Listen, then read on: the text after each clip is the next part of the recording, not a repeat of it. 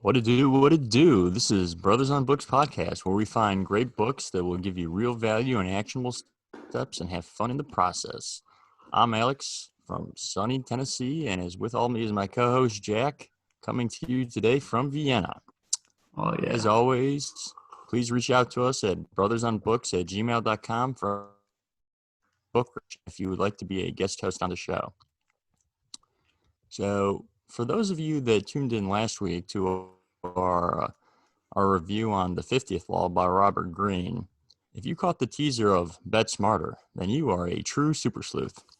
Today we are talking about the book Make Better Bets by the man, the myth, the legend, my illustrious brother and incredible co-host, Jack Alwile. So akin to you, Jack was born on a brisk Tuesday evening in between a Pistons and Celtics Eastern Conference final game, as our father would tell it, some odd 30 years ago, and he hasn't stopped balling since. After a legendary high school soccer career, he decided to hang up the cleats and pick up a pencil and calculator for a career dedicated to crushing tests and doing insurance things in the actuarial field. To be honest, after about 10 years of him doing this, I'm still not entirely sure what he does on a day-to-day basis. It seems like he uses Excel a lot and is quite good at it. So with that said, Jack, you want to make some opening remarks about your initial publication in the realm of book writing? Thank you for the great introduction. So this was a book that I wrote right after the World Cup in 2018, and it was about a model that I had made in Excel and VBA to help try to unlock value in some of the bets. And it was basically like a simulator for the World Cup. And I guess before we start talking about specifics, I think it's kind of important to discuss the framework of which the book was kind of written in. And there's a concept called expected value that was a topic that gave a lot of my math and tutoring students a lot of issues when we were going through it. And I think if we just go through an example, hopefully it'll be clear. But let's say we have a fair coin. So 50% falls on heads, and with a 50% chance it falls on tails. And let's say on a head, we get $100, but on a tail, we get nothing. So the expected value is just the probability weighted outcome.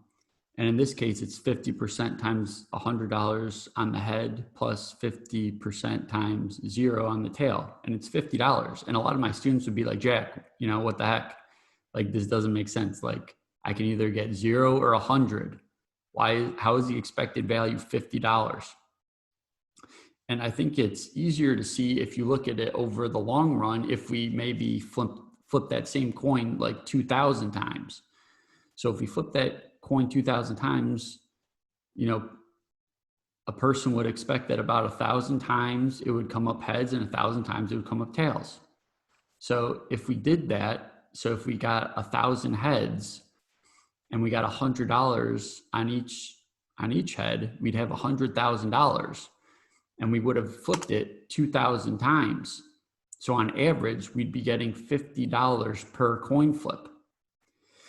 And this was kind of the backdrop to what we are discussing. And so now I'll ask you and the listeners to think about how they would answer this question. So if I asked you, would you want $50 guaranteed? So if I just handed you $50, or if you could participate in that coin flip, which one would you take? And I'll preface this with there's no right or wrong answer.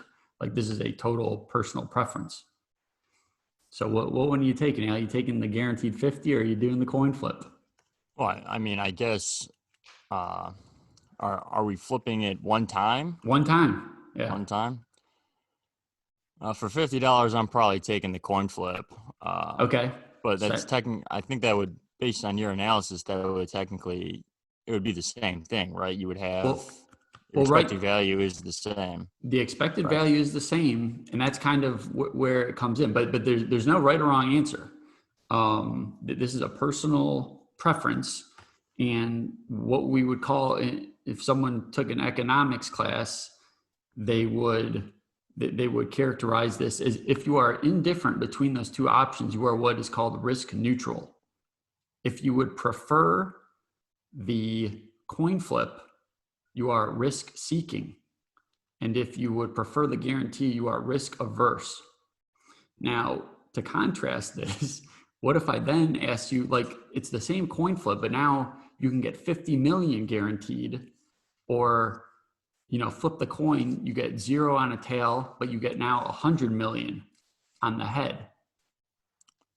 But in this scenario, I'm probably taking the 50 million. You're taking the guarantee. So I'm that's taking just the guarantee. Yeah. It's just the contrast, it changes over the amount, and it changes on the person's like situation. If you're really looking for money, you might be taking the guarantee in some instances. And yeah, so this is kind of like the backdrop of how I structured the book. And it's kind of like we were looking for an expected profit. So in that coin flip, over the long run, we were getting a payout of 50. So if it cost $50 to enter that arrangement, or if we wanted to go to a casino and we had to put in $50 to make that bet, over the long run, it's going to be a 0 profit. Is that clear? So yeah, I think that so that is pretty clear. I guess the tricky part about some of the bets we were making though was, so let's say now the probability of the head is only 20%. So now the expected value of that coin flip is now $20.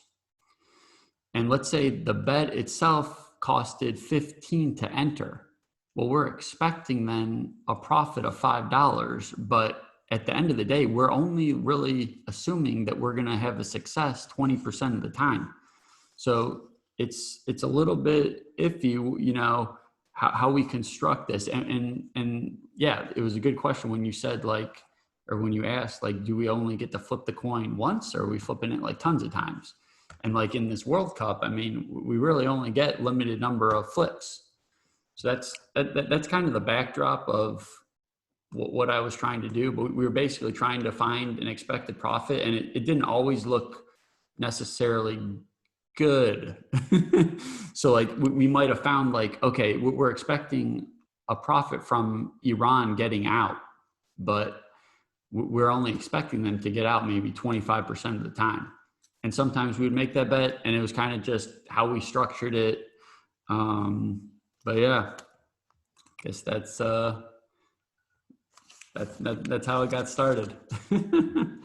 I guess that does make sense. And yeah, the limited amount of bets you can make, I think, is probably the limiting factor in this, right? Because if you can just make the hypothetical situation you were talking about, where if you have to enter with $15 but an expected value of 20, if you can make that an infinite amount of times, you just keep doing it. Right, exactly. You're always going to make money, but on a single outcome, you're it's what makes it fun, right? Right. Yeah. And it was a lot of fun. I can attest to that too. It was a very exciting World Cup. Yeah. We did. How much did we end up betting? It was like $8,000, I think, total between us and our father. I think I put in 1,000. Yeah. I can't speak for what everyone else did. In your book, you say you're carrying, I think, 8. So yeah. I'm guessing Dad also put in 1,000. Yeah. Which means that you put in 6. Yep, I did. All right, so this brings us to our first ad break of the show. And today's ad is brought to us by Pickleball. Pickleball, the greatest sport you've never heard of. Pickleball is the fastest growing leisure sport in the United States. It is a mix between tennis and table tennis. However, don't let the average age of participant in this sport fool you. The game has fierce competition, and only the will of a champion can thrive. Go buy some paddles and balls and play pickleball, the greatest sport you've never heard of. And I barely ever buy clothes, but there are a couple things I've been buying twice every year for the past 5 years, and that is Pair of Thieves underwear and socks. I buy Lucky underwear and socks before every actuarial exam, and they are so comfy and uniquely stylish. Go to pairofthieves.com or your neighborhood Target to peruse their selection. Why be just one when you could be a pair of thieves? So I guess this week's episode of Brothers on Books is going to be a little different. Since we have the illustrious author on the show with us, we're going to be doing a little bit more of a sort of an interview style. So for the remainder of the show, or for the next section, I'm just going to be asking Jack a couple of questions about his book and how he came to some of the decisions. So the first question is, you really stress the FIFA rankings and how you're organizing this model. So how did you come about deciding to use FIFA rankings? And were there really any other alternatives? I guess you could have used the continental rankings and then tried to, I guess, like mold it all together, or you just want to sort of walk us through why you went with the FIFA rankings? Yeah, so it was a combination of things. So I had read, there's a book by Szymanski and Cooper. Any soccer fan, I highly recommend read their books. The two big ones are Money in Soccer and Soccernomics. They had done an analysis where they were doing a regression to get expected goal differential. And what they had done was they were looking at GDP per capita, population, and then like the number of international appearances that a team had been or had participated in. So that was kind of my starting spot, but that was only like 25% predictive.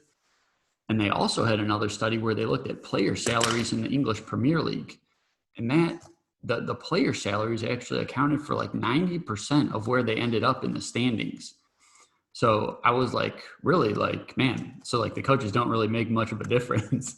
And but ideally I would have liked to have looked at player salaries. Yeah, so obviously it's not apples to apples going from country to country, because some of the salaries are definitely skewed when you go look at in China with I think Carlos Tevez, like before I wrote this book, was making like 37 million a year. Like there's just some insane salaries in some of these less developed soccer nations. But I think it would have been pretty good, pretty sufficient overall, and pretty telling. I think it's also safe to say that if you were solely looking at salaries, you could probably, for people that watch soccer, you could probably just reject, I would say, those European and South American players playing in China. Because a lot of them, it's awful to say, but a lot of them are sort of past their prime, or just there to take a paycheck, right? Which is abundantly clear when, like you said, Carlos Tevez is making $37 million a year, and there's no chance on this earth he could make that in the EPL, La Liga, or Serie A.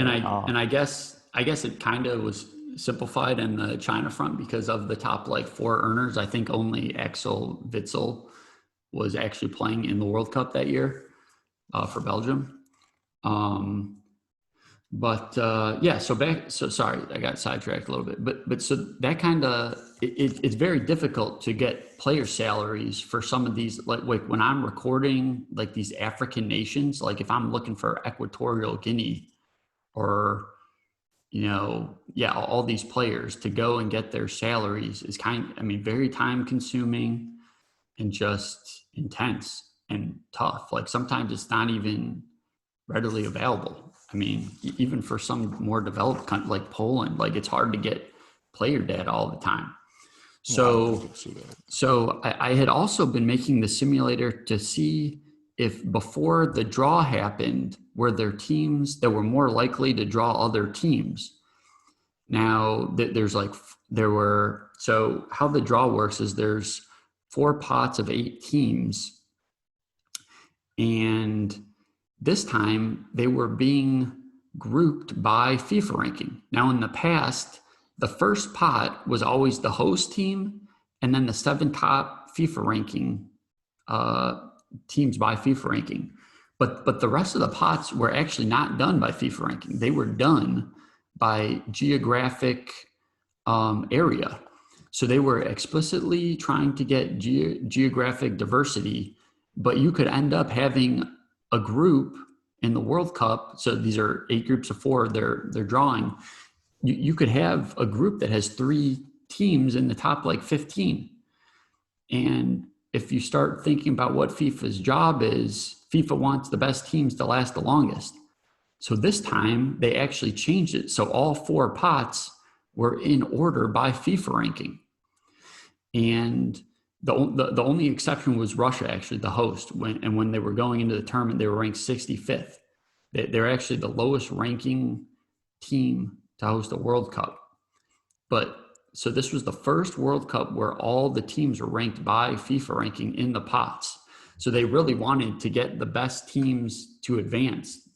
I mean, it's not a perfect system, the FIFA ranking. And in the book, I kind of go through like what actually is in the FIFA ranking. But it made me think like FIFA ranking is probably a good proxy for player salary, because you would think as the salaries go up, that team gets better, and then the FIFA rankings, you win more games, your FIFA ranking improves.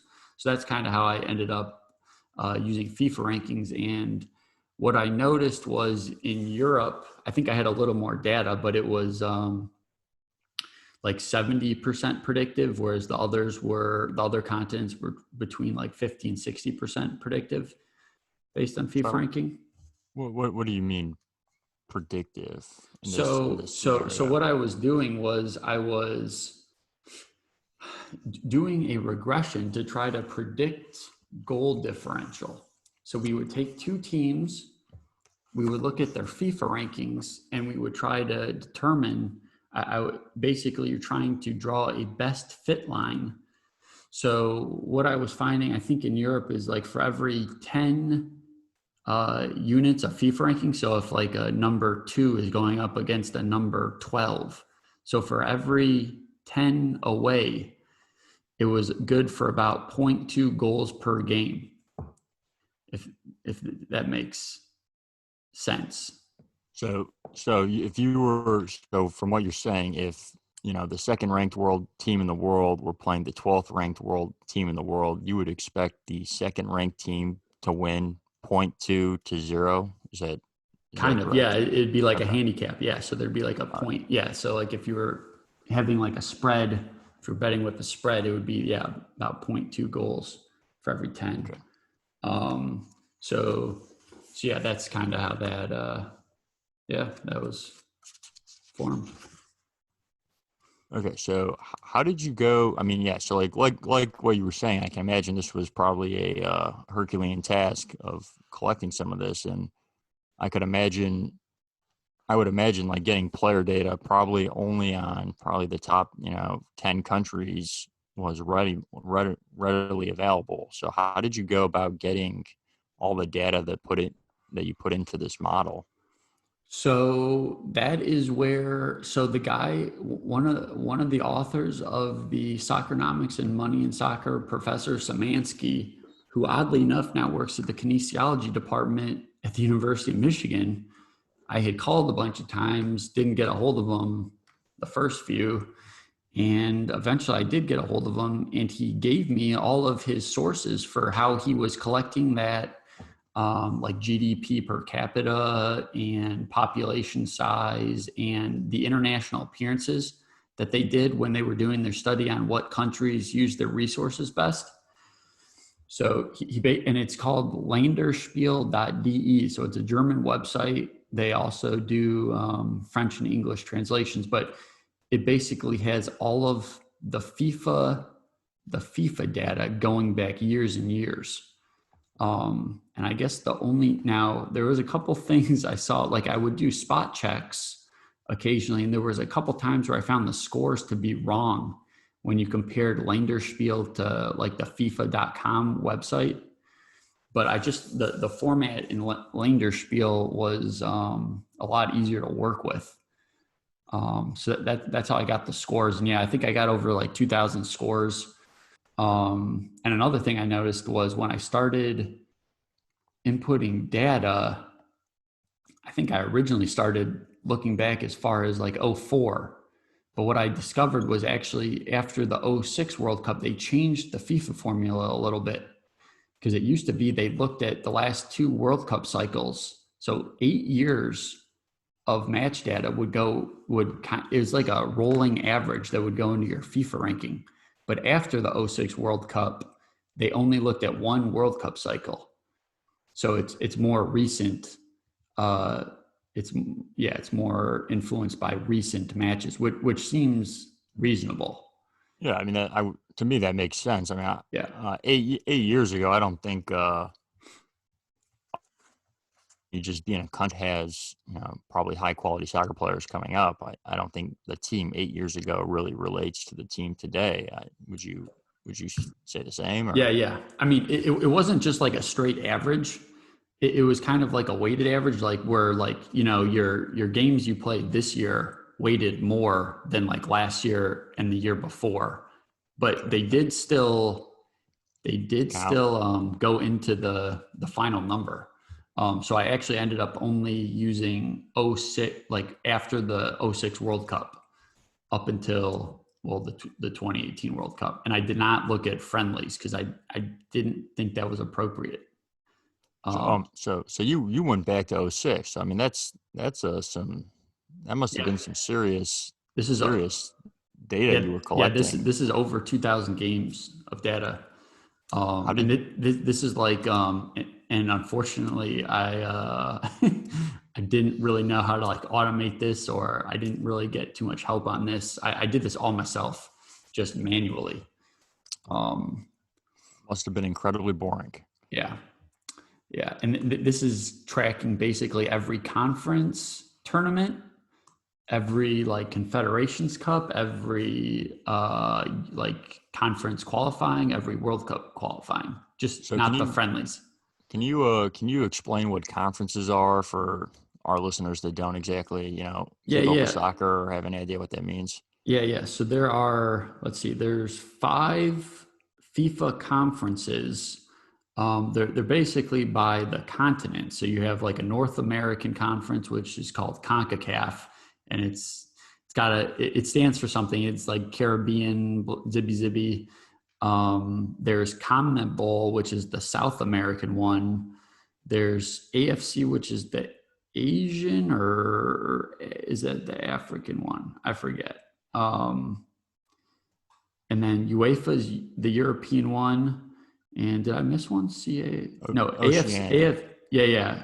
AFC is the Asian one, and then CAF I think is African. I hope I got that right. But yeah. So So Oceanic is now what used to be at least the Australian and New Zealand conference. Is that now part of the Asian? actually, I know Australia swapped to qualifying through Asia. I don't know if that Oceania one actually exists anymore, or maybe I just didn't do. I don't remember doing a lot of analysis on that. Now that I think about it, So I actually, now that we're talking about this, I actually think that the winner, and I guess you can probably go into this more in depth about World Cup qualifying, but I think the winner of the Oceanic group has a play-in match that's what it is. Yeah, it's a against, play-in. Yeah. I think either our division, CONCACAF, or the South American Conference. So is it safe, it's safe to assume that the conferences are just broken up like continentally, correct?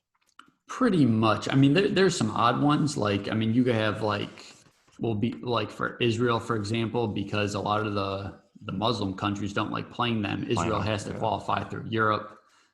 Georgia also qualifies through Europe. Kazakhstan, I believe, qualifies through Europe. Which is definitely a detriment to them. Yeah, for sure. It's much harder to qualify in Europe than in Africa or Asia.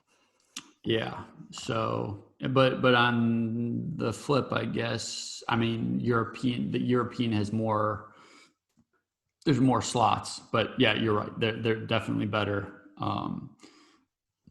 And I mean, you can kind of see it if you look deep into the FIFA rankings, all else being equal, if you were to beat a European team versus like an Asian team, beating the Asian team is only like 85% of the points you'd get from beating a European team, if that makes sense. So they basically view a win in Asia as less than a win in Europe or South America. Even South America, that's kind of South America is actually the highest rank. It's just marginally though. Like South America is like they have these factors that they multiply your points by each game, and in South America it's a full point. It's like a factor of 1, whereas in Europe it's like 0.99. So it's like 1% less, but they view the South American conference as the best. And that strength of conference is calculated based on, I believe, the number of victories by that confederation at like the last 3 World Cups. So they do like a pool, and that's how they come up with that factor. well. I mean, Isn't that somewhat then like self-leading because the European teams have way more? They get more teams, right? There's more opportunity to move up and down in Europe, and I think it's something I didn't really appreciate, because I think that some of the Asian countries are lower, and it's hard to tell if they're really getting better or not, because they don't get to play outside of their conference leading up to the World Cup, so they can only beat these Asian teams. But if they're really good, it's not really giving them as much credit, perhaps, if the whole conference is getting better. And that maybe is seen in kind of like Japan. Japan was the only team in pot 4. So they were in like the lowest ranked pot, but they looked pretty good. South Korea looked okay, and they were also in the last pot. So it's, I don't know. I mean, it seems that Asia's getting better, but yeah, we'll see. So the other thing you talked about is you excluded friendly matches. Can you sort of explain what a friendly match is and why you decided not to include those? So friendly matches are kind of like practice matches for countries, and a lot of times the coaches use the friendlies as a way to test out certain players and give certain players a chance to showcase their skills with the national team. But they are not always taken as seriously as a actual competition. Now you still get points towards your FIFA ranking with the friendlies, so I don't want to totally discount it, but you don't get as many points. Just like how there's that conference factor, there's also a factor for what type of competition you're playing. Like, what is it, a friendly? Is it a conference tournament? Is it a World Cup game? So the friendlies are the lowest on the totem pole in terms of getting points towards your FIFA ranking, but the friendlies are essentially a way for the coach to get information about his players, and it's a chance for the players to impress the coach. So it's like a scrimmage. It's like a scrimmage, yeah. Okay. High school scrimmage against borders or across borders. Wonderful. So if you had to go, and I guess you are looking to make the model better. So if you had to go back, how are you trying to, currently make the model better? So this next go around, I'm definitely going to try to get more player salary data, and it's clearly, the past 2 World Cup winners were the highest salary teams. 2014 Germany, and I bet, I don't know for sure, but I would guess 2010 Spain's team was also. Germany was definitely the highest paid team in the 2014 World Cup, and then France had the highest salaries in the 2018 World Cup, and they ended up winning. So it's clearly a good indicator. So I would like to incorporate salaries. And in the book, I also go over the distribution of the projected winnings. And a couple of these groups that we made bets on, and we were mostly making bets on like teams either getting out of their group or not getting out of their group. And I guess what that means is in the World Cup, there's 8 groups of 4. The top 2 teams get out, and you play every one in your group once. So each team is guaranteed 3 games, and then the top 2 teams get out of each group. So we were mostly making bets on teams either getting out or not getting out. And I did these like win probabilities and these distributions by group. And I didn't really look at them in total a lot of times. So for example, there was the Spain-Portugal group that I had estimated we would, like back to the coin flip, we would be actually losing money about 50% of the time. And in that group, we only bet $370, I'm seeing. But in the Poland and Colombia group, we were estimating to lose about 45% of the time. But for some reason, I elected to put $1,400 on that group when the distribution in whole looked kind of the same. So I would definitely try to, and this goes back to the expected value. We're always making bets where we expect a profit, but sometimes the likelihoods for some of these bets aren't great. So we are rolling the dice a little bit. So I would like to have like a more holistic view and be able to, tweak the betting allocation to see how our projected distribution of winnings ends up being. So I think we'll be able to get a better, like a risk tolerance sense, or be a little more fluid in that way. So when you're talking about, I guess just to maybe make sure my own understanding of this is correct. So when you're talking about betting within a group, you're saying these are correlated bets. So you're looking at the percentage that we're going to lose or win money over a smattering of bets, not just a single bet, since it's does team, in a group of A, B, C, and D, the bets are, does, A make it out of the group? Does D not make it out of the group? But A making out of the group has a relationship to D not making it out of the group, correct?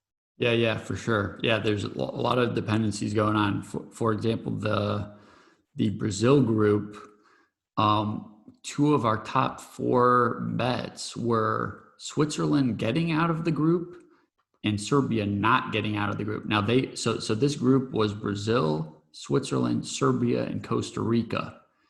So our largest bet of the whole term was Switzerland getting out of the group, and our 4th largest bet was Serbia not getting out of the group.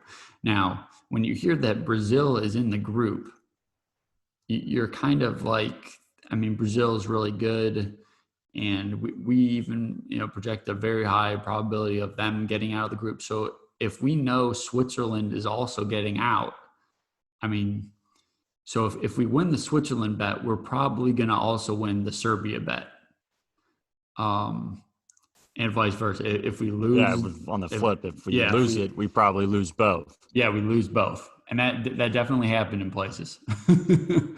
Yeah, so I guess with that in mind, is there something to be said about making? I guess that's why we made a lot of bets, right, to try and make them uncorrelated. But is there something to be said about trying to make uncorrelated bets, like in these groups? Maybe just putting one bet within a group of the highest probability of winning. You could definitely, you could kind of cherry pick if you really saw like a high projected profit on one bet. You could just, go with, one bet per group. And also like each group though is kind of like its own bet, because you're kind of making a bet on the group while you're making these smaller bets. So what you could do, and what I tried to do, was I tried to limit the amount any one group had, like the exposure we had to any one group. I don't remember off the top of my head. I think it was the Germany group we had the most money on. But yeah, because it's basically like 8 different bets we're making on the groups, and you could definitely limit the bets though, or cherry pick where you thought the most value was. Okay. And then the only other thing I had is, from looking at the model, if you go back and look at the previous World Cup winners, you'll see that most of the national teams have a disproportionate number of players playing within either one team or a couple teams within their domestic league, or even in a foreign league, really going back to the 98 World Cup where France won and all those players played on Arsenal. And you have the Yeah. the '06 Italian team with everyone playing on Juventus and AC Milan, and the 2010 Spanish team with everyone on Barca or Real Madrid. Yeah. Did you look at anything along those lines at all and try and because there is I've something to be said for team chemistry and being comfortable with people. Yeah, Uh, there's soccer. I think whoever can find a way to capture those types of intricacies could make a lot of money. It's hard. I did think about maybe having like a variable where you kind of make a count of how many teams, how many different club teams are represented within the national team. So like you would think like a lower number of teams would be better because then they would probably have more exposure to each other. right. So I have thought about it. It might be something to investigate for other people or someone else wants to take a stab. I think there is that's definitely an interesting. Now it also, you kind of have to think that the teams you mentioned like Italy, Spain, France. Yeah, I mean they're How a lot of playing in major leagues, so I yeah, guess a lot of those leagues are inherently very good. right. So it's definitely something to be investigated. Yeah, so I think so you talked about how you did sort of talk about how you would change the betting strategy. So I guess with that said, you have any other like memorable moments while you were writing this, or anything you just sort of want to talk about?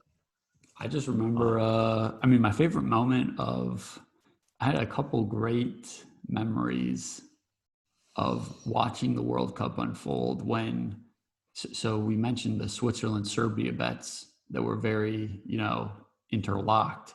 And when they were playing, Serbia actually went up 1-0. And I remember my heart like pounding. And I was watching this at my work cubicle. And then Granit Xhaka scored.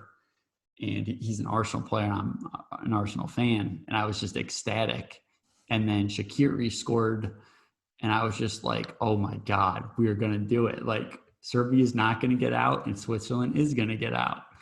And so that was one moment. And then, so we kind of made that hedge bet in the Germany group where we kind of thought Sweden and Mexico both had about 50% chances of getting out. And we bet on Germany not to get out at 10-1. So we bet $60 and we would win $600 if they didn't get out.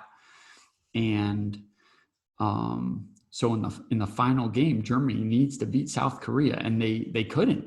And I remember like Manuel Neuer like being up the field, and there's just like this long ball or something that goes over. I don't know if it was Son or I don't remember what Neuer, player it was, but I remember this distinctly because I remember thinking, what is he doing? But so the Germany player, for someone on a throw-in at the South Korean like 18 box, decided to throw it to Neuer, and then Neuer just decided to try and dribble a South Korean player, 70 yards from his goal, lost the ball, and then gave up an empty net goal. It was one of the more bizarre things I've ever seen, I would say. yeah. So I mean, that was just unbelievable when South Korea knocked Germany out, and we won our Sweden bet, we won our Mexico bet, and we won the Germany not getting out. So those were definitely the moments that stood out for me. The Switzerland is funny because at the time I was taking a class that ran from 1 to 2:30 Central Time, and I would literally go to this class so I could just watch. I could stream soccer on my phone and not feel guilty about it. And yeah, I remember when Xhaka scored in that game. I gave a little yell of excitement, and everyone sort of looked at me. And I was a little embarrassed, but yeah, it all worked out pretty well. That was a phenomenal game. And Yeah, so I mean, go ahead. yeah, you obviously, so you did a lot of research for this, and it seems like you read a lot. Are there any other books that you would like to recommend that you did for people who are interested in, you know, either doing something like what you've done or just being more knowledgeable about the subjects? In terms of soccer books, I mean, if you want to know like the business behind it and like how they like create revenue through the different streams, I definitely recommend Money in Soccer and Soccernomics by Szymanski and Cooper. And then Cooper also has a great book, I think, on it's about Ajax, the Dutch team out of Amsterdam, and it's called Ajax, the Dutch, the War, I believe. So that was a great soccer book.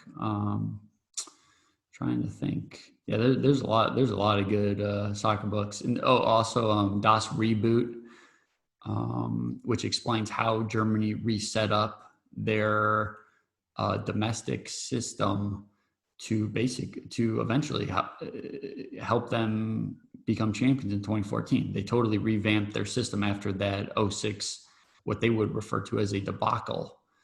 So when they hosted in 06, they were not happy. So they revamped the whole domestic system. And in terms of like having trainers available basically for any kid that was interested in playing, they were no more than like 15 or 20 miles from one of these training centers. Just an amazing thing. I don't really think it's really replicatable in the US just because of our size, but it was very interesting to read. Well, it's sort of interesting that you say that, but just as we've done some traveling together, you sort of see the same thing in Iceland, which I think you can, because we would be driving. I mean, for those of you who don't know that are listening to the show, we took a vacation to Iceland a couple of years ago, and you're driving in Iceland, and every little town has a turfed soccer field. And when I say little town, I mean little town, like got maybe 4 houses there, and they have a gas station and a turf soccer field. And I think you can attest that Iceland, I guess, punches well above their weight in what you expect a country of that size to do. Is that correct? Yeah, I mean, Szymanski totally touches on Iceland in his books, where they talk about what countries use their resource best, and they talk about how they have this coaches per player ratio, and Iceland was almost like it was an insane percentage of the population, and this is a population of like 330,000, and like 1 out of every 10 males or something has a coaching certification. So that is wild. So he talks about things like that. I mean, he definitely brings up Iceland and their and a big thing about Iceland's progression was the fact they brought in like those artificial turfs. Turf, so you can play in the winter. Yeah, because the ground was too hard. They couldn't play all year. But as soon as they introduced all those fields with the turf, dramatically helped. But they definitely touch upon those types of ratios. They are kind of indicators for the countries that use their resources well.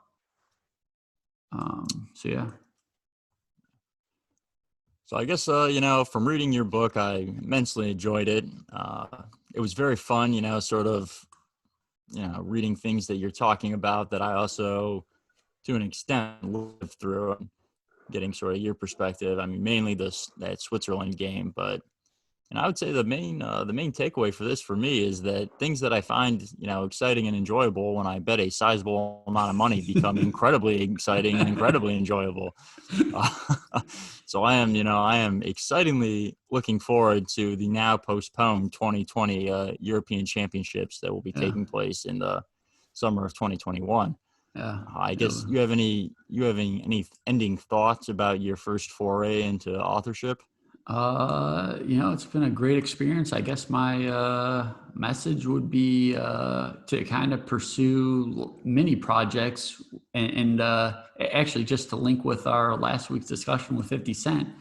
He kind of talks about like, you know, do things and just don't be afraid to fail, and kind of just like experiment and do things just for the sake of it. And you'll probably learn something. I mean, just by doing this, I mean, not only did I've talked to Szymanski on the phone, and this is a guy that's been interviewed on Freakonomics. And so that's been very cool. And just, you know, you just learn so much by doing like kind of self-directed mini projects. So I hope people will hopefully take that away from it. So, you know, last plug back to 50 is I just finished 50 Cent's other book, Hustle Smarter, really? Hustle Harder, and I How was it? highly recommend. 50's the man. If she's the man. So with that said, I think that probably about wraps us up for the day. And, you know, as always, feel free to reach out to us at brothersonbooks.com or brothersatbooks@gmail.com if you have any books you would like us to read and discuss, and if you would like to be on our show. So the teaser guest for next week is, it's not one ring to rule them all, but it's the next best thing. And with that said, you know, we have our feature song, which is coming out, and that is Ghost. So thank you, everyone. It's by an artist that is oddly enough named Alex too. Great name. Great name. Okay. See you. All right. See you later. See ya.